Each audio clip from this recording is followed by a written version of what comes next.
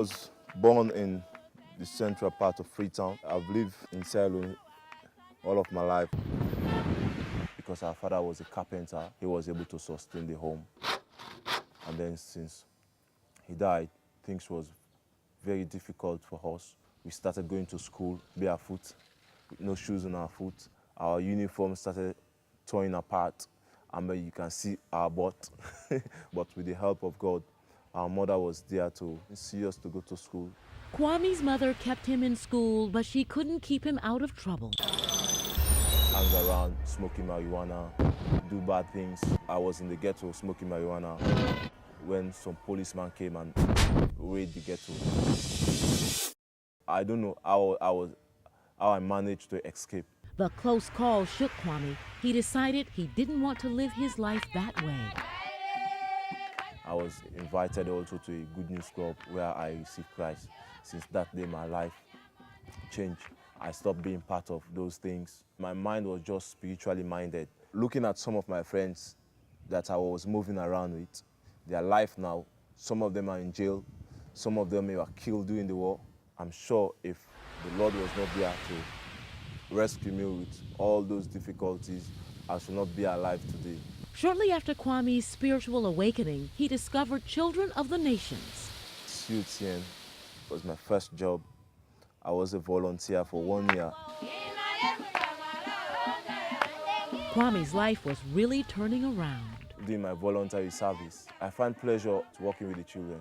I mean, this is the kind of work I would like to do. Quami was dedicated. He quickly became a model worker.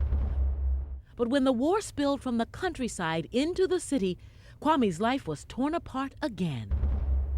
So I've been in the CUTN warehouse for days without coming out.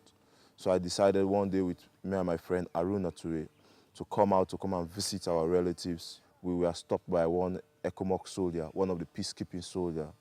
And then he arrested us and accused us of being a rebel. He had to ask us to take off our clothes.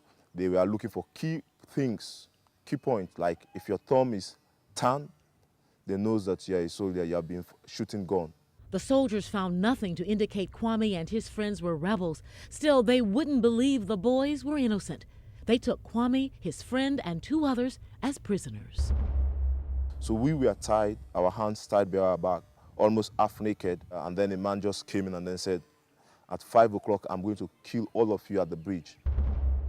I asked God for forgiveness of my sins.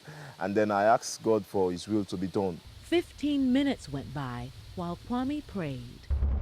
The peacekeeping soldier just walked in and then untied me and then untied Aruna. And then he asked us to leave. I didn't even dress properly. I just grabbed my clothes and then ran out of the gate.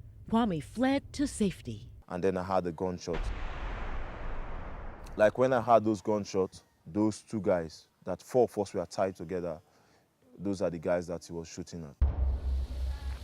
It proved to me that God has a purpose for my life. And because of that, that strengthened my faith more to come closer to God.